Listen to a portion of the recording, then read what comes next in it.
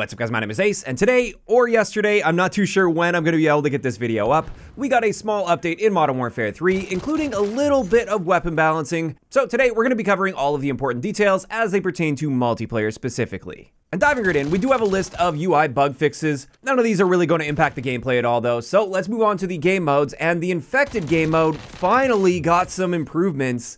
They added 6 new survivor loadouts that are randomly chosen each match, which is excellent to see. Infected gets really boring when it's just 1 or 2 loadouts available. And they also added the ability for survivors to earn a DNA bomb when they get a 25 kill streak. So this should make Infected a whole lot more interesting. I'm really happy they decided to revisit this. In fact, I was planning on eventually making a video talking about how boring some of the modes like Infected and Gunfight have become simply because they haven't really been supporting them and adding more variety.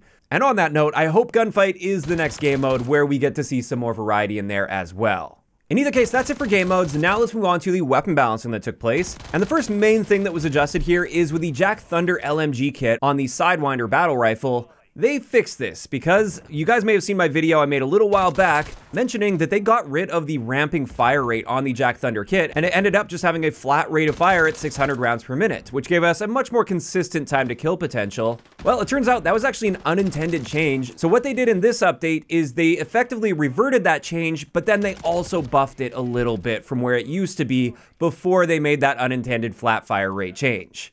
So what they've done here is our initial rate of fire is now 555 rounds per minute, whereas in the past, before that unintentional change, this was 375 rounds per minute. So this is actually a pretty significant improvement to our initial rate of fire. And then after 9 rounds instead of 15 rounds, this is when you get ramped all the way up to 780 rounds per minute, whereas previously it took 15 rounds to get up to 857 rounds per minute. So we don't get quite as fast with our rate of fire anymore, but we do start at a very noticeably higher fire rate, and we're able to get to the fastest version of our fire rate noticeably sooner at 9 rounds instead of 15 rounds of holding the trigger. Now what this means for our time to kill potential is when you initially start firing, it actually nerfs our time to kill potential compared to the bugged version of this gun at 600 rounds per minute. So now we're killing in 324 milliseconds up close.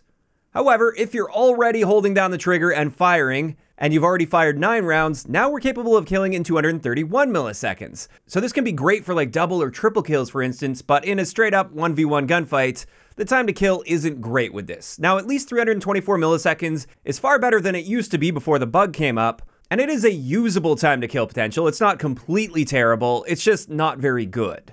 Now, another thing they adjusted here is they increased the delay before that ramped up fire rate will begin to decay. And this delay used to be 250 milliseconds, now it's 350 milliseconds. And what this means is if you've held down the trigger and fired 10 rounds, for instance, you can let off the trigger for up to 350 milliseconds, and then when you start firing again before 350 milliseconds, you maintain that faster rate of fire. So you can pause for a really brief moments in between firing without immediately resetting back to that 555 rounds per minute.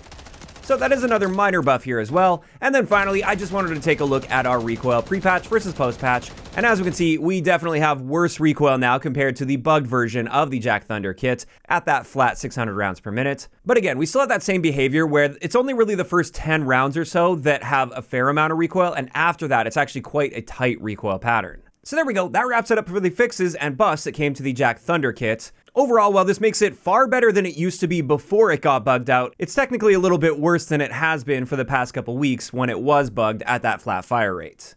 In either case, let's get into the SMG category, and with the AMR9's JAK Atlas conversion kit, they just fixed an issue with the helmet hitbox, which is at the top of the head hitbox. There's actually a separate hitbox there, where it was actually dealing 88 damage, and that was unintended. That was way more damage than it was supposed to be doing. They have fixed that. Next, with the KV Broadside JAK Jawbreaker Kit, we once again see them stating that they fixed an issue preventing the muzzle attachments from being equipped. This is something that's been bugged out since this kit came out, and they mentioned they fixed this a while back, and that obviously didn't work, so I went in and tested it again, and it's still not working after this update. So I appreciate the fact that they're trying to get this one fixed, but it didn't seem to work this time around either. Just a quick note on this, if you do put a muzzle on the JAK Jawbreaker, it will appear just fine in the firing range. Everything works totally fine in the firing range, but when you boot up an actual match, that muzzle just won't be applied to your gun, so you don't get any of the benefits of it, even though it looks like it's working according to your class setup, and it is taking one of your attachment slots. But then finally, for weapon changes with the Kar98,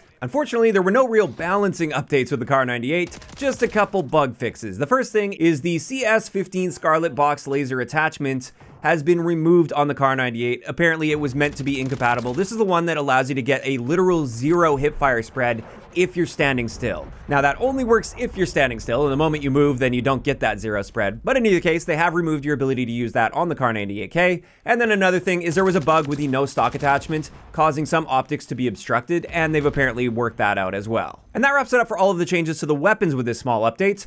Next, there was an adjustment to the EMD grenade as well as the EMD mine. Both of these behave exactly the same once they affect an enemy player. But the first thing they did is they decreased the tracker ping delay from 250 milliseconds to 50 milliseconds. And my understanding of that is that's going to be pinging you every 50 milliseconds now instead of every 250 milliseconds. But looking at my most recent tests, which admittedly was a little while back, it appears it was 50 milliseconds back then as well. So perhaps this did get changed at some point between then and now, and then they're just reverting it. In either case, when you look at it side by side, it appears to be pinging at the exact same rate pre-patch versus post-patch. But more importantly here, they decreased the tracker ping radius from 2.5 meters to 0.6 meters. And you can see that little ripple effect on the pre-patch footage here. With that little ripple, if you have a tracker on you and you get close to a teammate within that ripple radius, it will actually reveal them as well for that ping. Post-patch, that's not really going to be happening because they significantly reduced the radius of that all the way down to 0.6 meters. And they made a little note on this as well. One of the reasons they reduced this radius significantly is people that had those trackers on them were pinging their teammates even through walls, and that obviously is a bit frustrating. So now that's just not going to be happening. Now finally, with this update for the multiplayer side of things, there were a couple killstreak fixes here. So with the IMS, they fixed an issue preventing stat collection for the combat record, and then when it comes to the swarm, they fixed an issue causing the drones to not patrol the play space on Emergency and Tokyo. And then another thing they stated here is while the streak earns streaks modifier is active, the swarm kills will now contribute to progress toward earning your next kill streak. Now, it is worth mentioning when it comes to streaks earning streaks, they actually made a slight adjustment to this last week, although I didn't feel it was worth making an entire video on. With this, not only did they confirm that this was actually intended, because it was a bit unclear at first when Season 4 first launched, but another thing they did here is they removed the assist component of streaks earning streaks. So if you get a streak that gets an assist on an enemy player, you won't get any benefit toward your next streak. However, if you're running score streaks, for instance, and you get a kill with your score streak, you're still going to be getting 50% of the score that you would get if you got that kill with your gun. And now the swarm is also going to be contributing in that area. And with that, that's going to wrap it up for this really quick update. Not a ton of changes, but definitely some changes that are worth pointing out here. And this is where I'm curious to hear from you guys in those comments down below. How are you feeling about these adjustments? Are you happy to see that the JAK Thunder Kit is now doing what it says it's supposed to do, but it's buffed compared to how it used to be before that bug came out? And what are your thoughts on the other changes that took place with this small update? Just let me know down below. If you enjoyed the video, a like rating is always appreciated. And don't forget to subscribe for more if you haven't already. I'll talk to you guys next time.